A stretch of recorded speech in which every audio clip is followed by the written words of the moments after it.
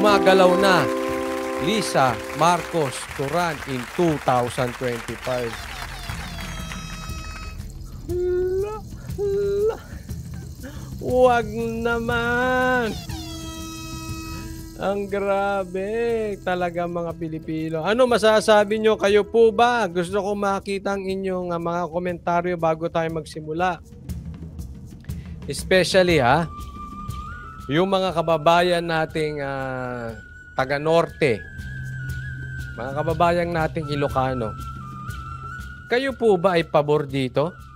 Kayo ba ay excited kung sakaling tatakbo po ito? Si Lisa Marcos. Naku, malupit. Ay. Help us. Help the Philippines. But anyway, parinig po ng inyong mga komentaryo at i-share po natin kung ano po masasabi natin dyan. Ayan po. Kaya panay nakaw dito, nakaw doon para may pambayad sa Smart Magic. Tatakbo pala sa 2028. Grabe Ano? May binanggit si Grace. Ngayon ko lang narinig ito Conjugal dictatorship. Bago yun Lisa Alda, wag na Coach Oli. Precious Kape. Uy. Ayos yun Mami Sasop, Chat La Chica, Poison Ivy, sabi ni Poison Ivy, wag naman po, gusto ko pa pong umuwi sa lupang sinilang.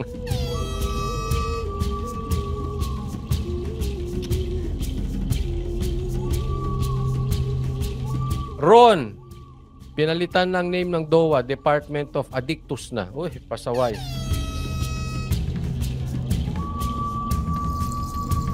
Bem Villamor, kahit ayaw nyo, andyan ang Smart Magic para manalo. O, kita mo, marami ang sinisigaw ng taong bayan ay sinigaw ay Smart Magic. Malakas ang loob kasi may Smart Magic. Yan po ang sinasabi nila.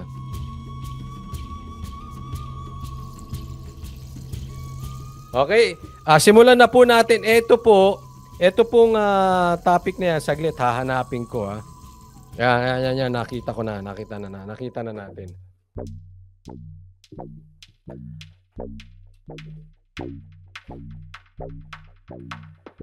Okay, simulan na po natin. Magandang araw po sa lahat at ang una po nating balita. Good news o bad news, ewan ko sa inyo. Basta para sa akin, ito ay napaka-bad news. Kapal Mooks, grabe naman. O gusto nyo lahat, pakandidatuhin nyo na. Lahat, patakbuhin nyo niya. Pati katulong ninyo, patakbuhin nyo na. Lahat. Sairin nyo na ang posisyon sa gobyerno. Bakit, Coach Oli, bawal ba yun? Hindi ko po sinasabing bawal. Sa batas, hindi po yan bawal. Sa ethics at saka sa tawag dito sa prinsipyo, delikadesa. Ayun, yun ang pinaka dikit na word.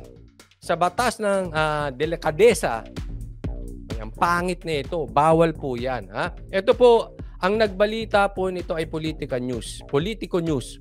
Gumagalaw na Lisa Marcos to run in 2025. Ay, nako. Help us, Lord. Okay, ito basahin ko po sa inyo. First Lady Lisa Araneta Marcos is toying with the idea of running in the 2025 midterm elections based on her recent moves, a political strategy said.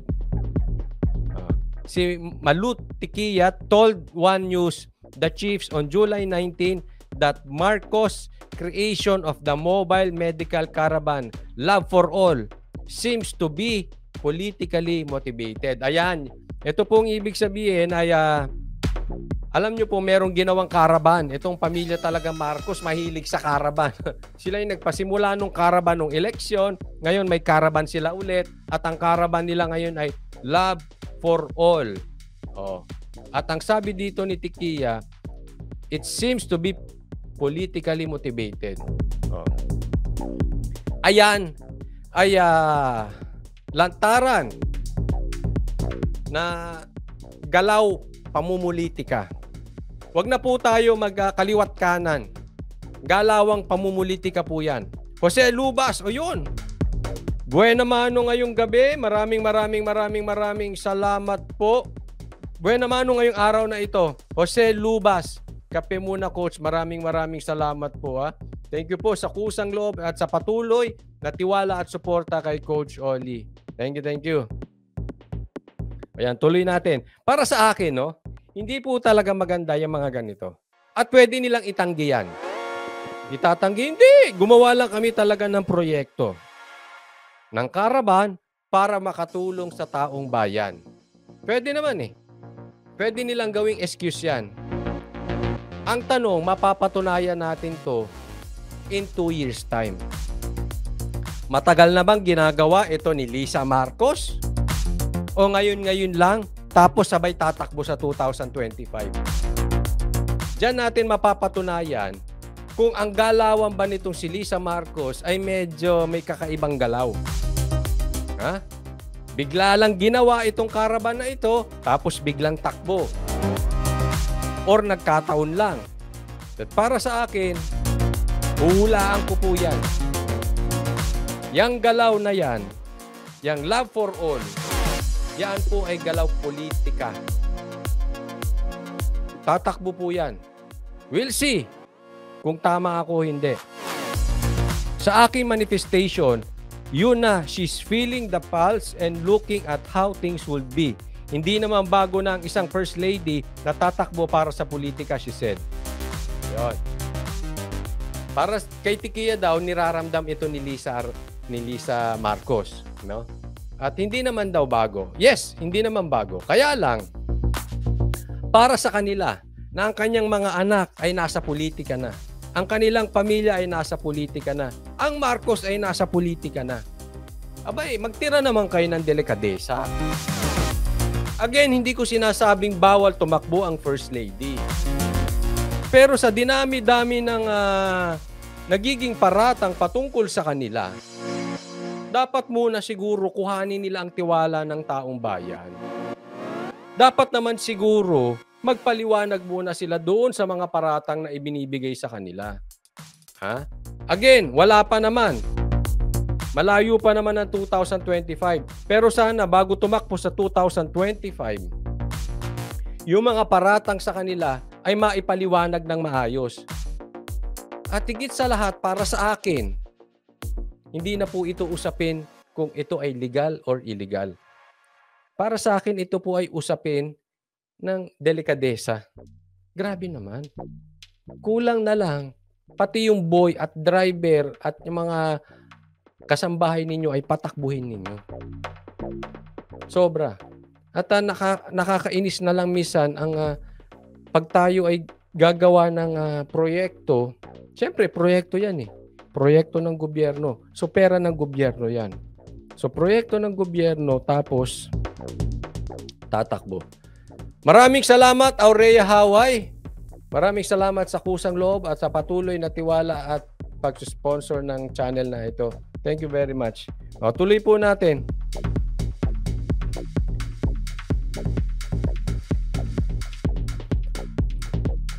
Tikia, however, said 2 factions of the Marcoses will go head-to-head if the First Lady decides to enter politics. Interesting yun kasi makikita mo si Marcos 1, ang binabantayan lang talaga legacy ng tatay eh. Siguro referring to Senator Amy. Yung Marcos 2, nag-go beyond na sa legacy ng tatay. Referring to Lisa. The First Lady's Love for All offers free medical consultation, medicines, and services to areas where the Caravan goes. Ang tanong, saan po kinukuha ang pera diyan sa Caravan na yan? The First Lady Love for All offers free medical, libreng konsultasyon, libreng gamot at serbisyo. Maganda po yan, di ko sinasabing mali yan. Pero uunawain natin, ito ba ay pera ng gobyerno? Ang ginagamit ba dyan ay pera ng gobyerno? Sana lang, kung ito ay pera ng gobyerno, huwag itong gamitin pang politika. Hindi po maganda kasi ang nangyayari po sa atin, sa mga Pilipino po, parang our politics is getting worse and worse. Sobra po. Akala mo yung worst, todo na hindi. Nagwo-worsen pa ang politics ng Pilipino. At nagagamit yung mga proyekto. Again, hindi pa natin pinagbibintangan si Lisa Marcos, okay? But sa aking punto, sa aking opinion, may punto dito si Tikia at lahat ito'y mangyayari. Magagamit ang pera ng taong bayan dito sa Love for All. Bagamat pwedeng personal na gamit pera niya yan, pwede rin hindi personal. Sa aking opinion, magagamit ang pera dyan. Very possible. And tatakbo po Tatakbo po. Ang para kay Tikia, sinasabi niya, pinupulsuhan muna. Titingnan ang reaksyon ng tao. No? Yan po ang kanyang punto. Titingnan. Hindi po natin alam kung saan tatakbo at saan pinaplanong tumakbo ni Lisa Marcos. Local ba? Kasi kung local, most probably dyan sa norte. At meron mga nagko-komentaryo po dito na mga nadala na daw ang tao sa norte. Kaya nga, may mga tao rito, na mga taga-norte, mga Ilocano, nadala na daw. Okay? Natuto na daw sila sa nangyari. Ngayon, mapapatunayan natin. Kung sakaling tatakbo si Lisa Marcos, si First Lady, bilang dyan sa local elections, mapapatunayan natin na kung talaga bang nagsawa na mga taga-norte o talagang ang Pilipino ay sadyang mga panatiko lang.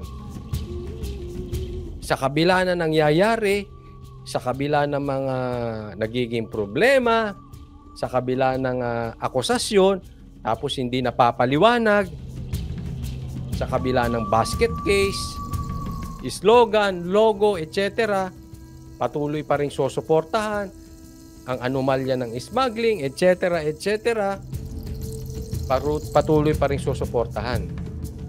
Hindi ko alam kung gagawin pa yan ng mga taga-norte, kung susuporta pa rin.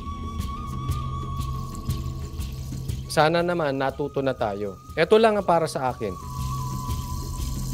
Leonila Rix, maraming salamat po sa kusang loob. Thank you, Leonila Rix. Ito po para sa akin. Sana, wag na tayong titingin sa apelyido. Wag po tayong panatiko. Kasi ang magugutom dito ay ang pamilya nyo.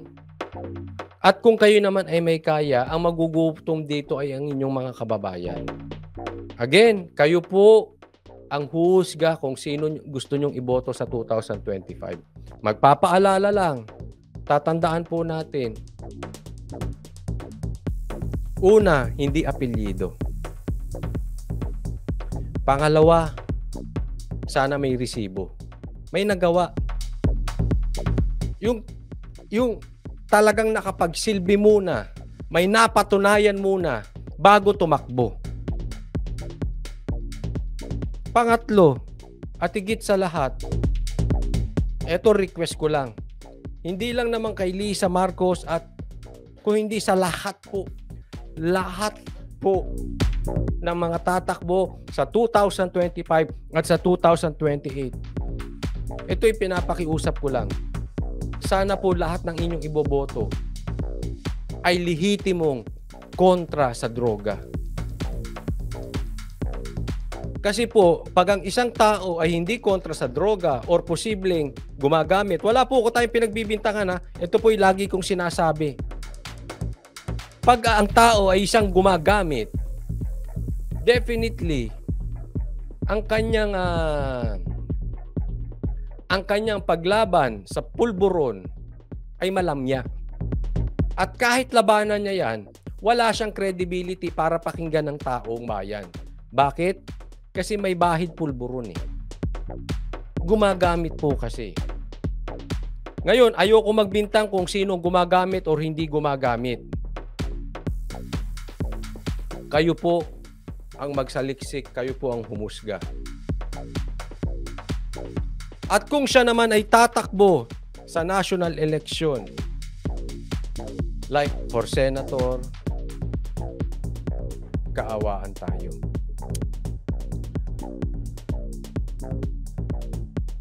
Doon sa mga lalo't matataas na posisyon, dapat sana may experience.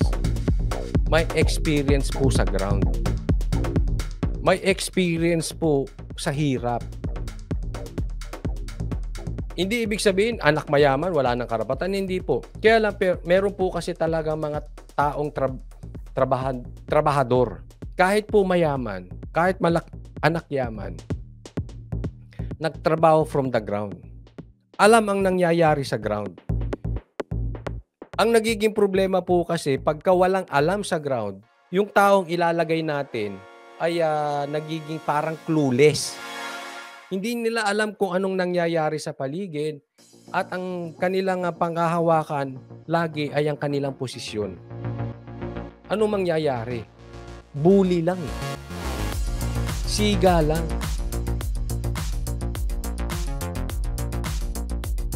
Pero hindi nila ramdam yung ano talaga ang tunay na dinadanas nung kanilang sinasakupan, dinadanas ng mga Pilipino sa pang-araw-araw.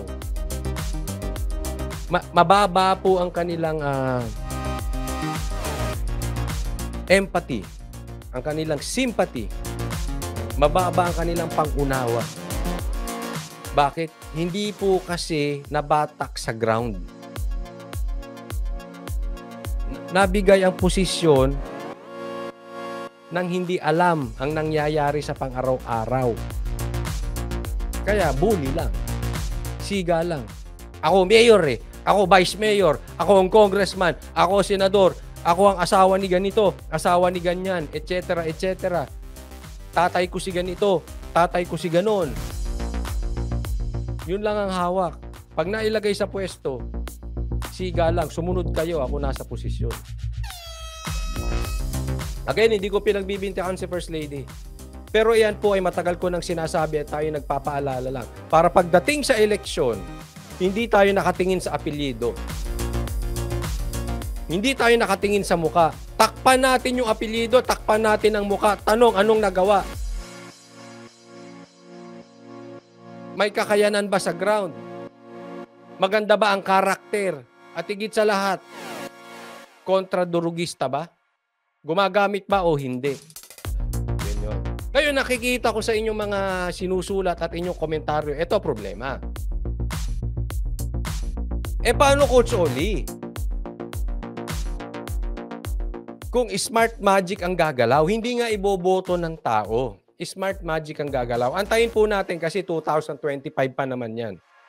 Baka magsasalita na po yung dapat magsalita.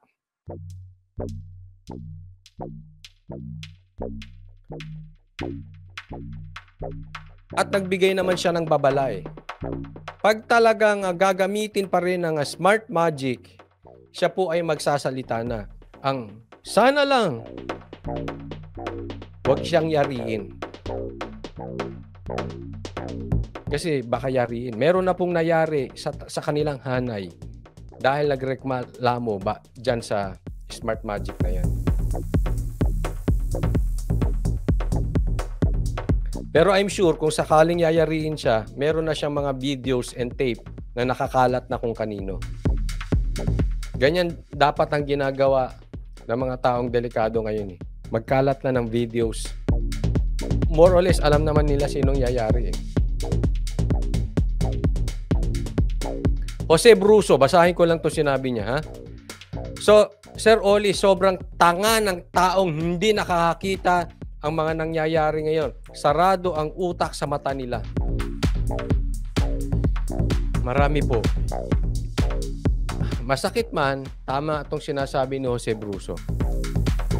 Masakit man tanggapin, I think we deserve the politicians we have. Maraming salamat po muli, Aurea Haway, Coach for Peanut and Iska. Thank you po sa kusang loob, Aurea Haway.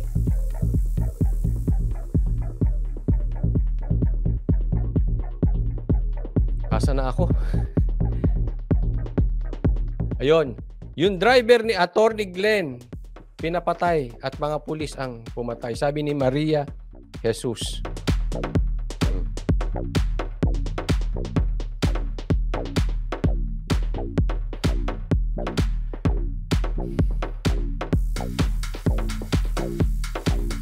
Well, antayin natin. Baka gumalaw na po ang etong sila Attorney Glenn Chong pagkasakaling magagamit na naman itong Smart Magic. Well, again, mabalikan natin. We deserve the politicians we have. Kasi tayo naman ang bumoto dyan. Especially doon sa mga probinsya na talagang ang namamayagpag po ay clan po eh. Apelyido, hindi po talaga dahil hindi man lahat pero hindi dahil sa napatunayan. I mean, let's imagine this.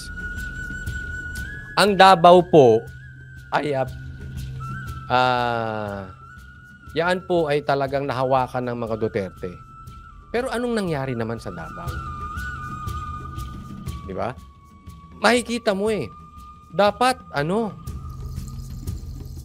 yung lugar na tatakbuhan mo, yung iyong probinsya o yung city na sinasakupan mo, dapat yan po ay iyong canvas. Yan po ang iyong masterpiece. Yan po ang iyong showroom. Diyan mo ipinapakita yung magagaling mong nagawa. Kung ultimo yung probinsya mo, ultimo yung city mo, bumabagsak, nilalamon pa ng droga.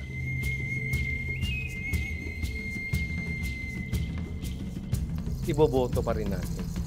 Kaya minsan, pag nakakabalita ako na sila ganito, nahihirapan na sila. I mean, hindi po ako ayoko po maghusga sa tao.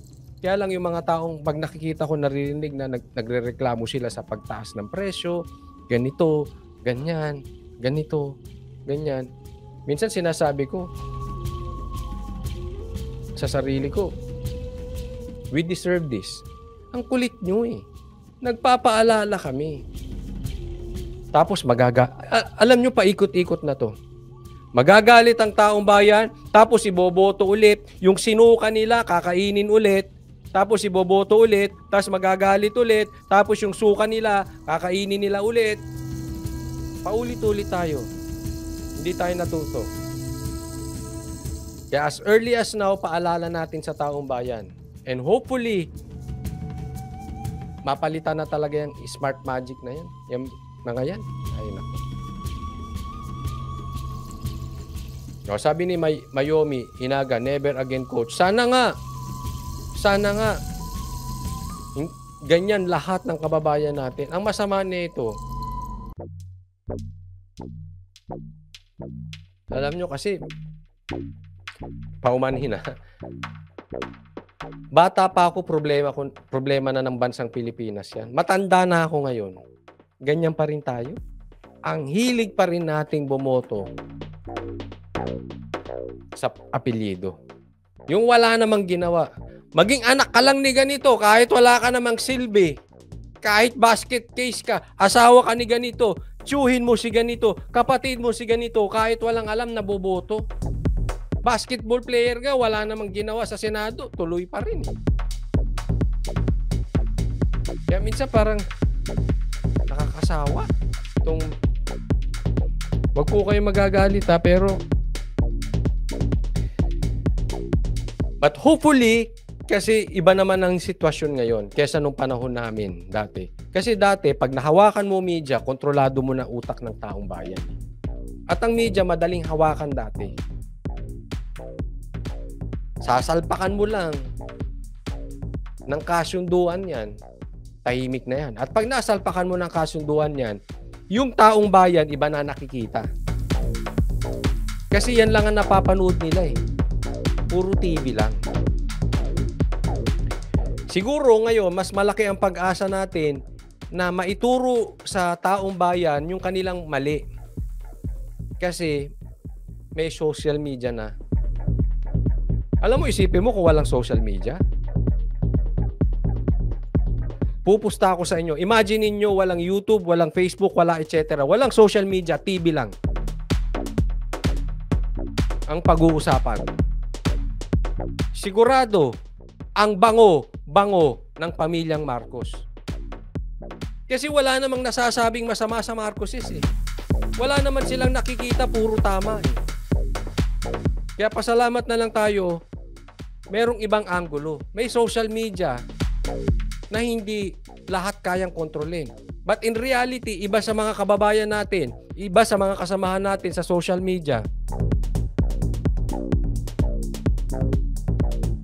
nakokontrol pa rin.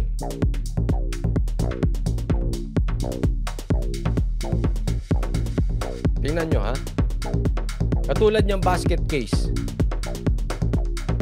Hindi nila pinagpapapansin yan.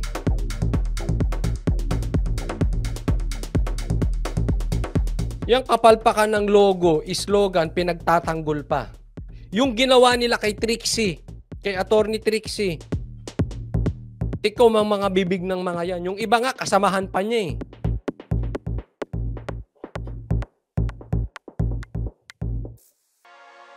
Mga tikom ang bibig. Parang wala silang nakikitang mali itong administrasyon na to. Ito yung mga dugyot defenders. Parang andyan sila para lang sumausaw sa issue at magkaroon sila ng views. Wala talagang bilang. Pasensya na po pero ayan sila eh.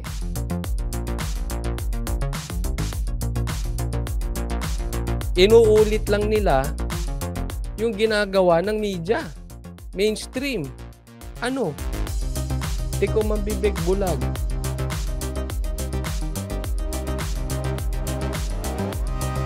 Puro lang tanggol.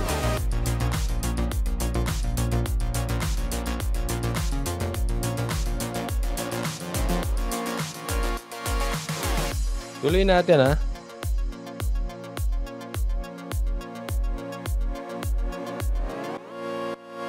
Sabi. Senators, ito. Senator Amy Marcos recently claimed that presidential sons Joseph Simon and William Vincent might run in the midterm polls. Yung mga anak ni Marcos, dalawa pa, tatakbo ulit. Tatakbo na pala. Bukod kay Sandro, tatakbo na sa 2025. Sabi po yan, ulitin ko, sabi ni Senator Amy. Senator Amy Marcos recently claimed that presidential sons Joseph Simon and William Vincent might run in the midterm polls. Ang alam ko, yung anak ni Bongbong tatakbo sa Iloilo. Tapos tatakbo yata sa Mindanao. Dalawa, isa sa Iloilo, isa sa Mindanao. Amy said in a television interview last month, Joseph Simon, the middle child of President Marcos nyo, is not yet in politics, while the youngest, William Vincent or Vinny, is currently working as an aide for his uncle, House Speaker Romualdez. Yung anak ni Marcos nagtatrabaho as aide ni Speaker. O, di ang lakas, di ba? Ang lakas ni Speaker kay Marcos, but definitely pang pinsan yan. Suportahan yan, dalawang yan. Anak mo nagtatrabaho doon eh. Anong gagawin mo? Siyempre, kung anong gusto ng speaker, andun yung anak mo eh. I mean, yan po ang realidad ng buhay. Oh. Yung isa niya, hindi pa tumatakbo pero tatakbo daw. Sige, takbo na kayo lahat. Yung asawa mo, patakbuhin mo. Yung mga anak mo, patakbuhin mo.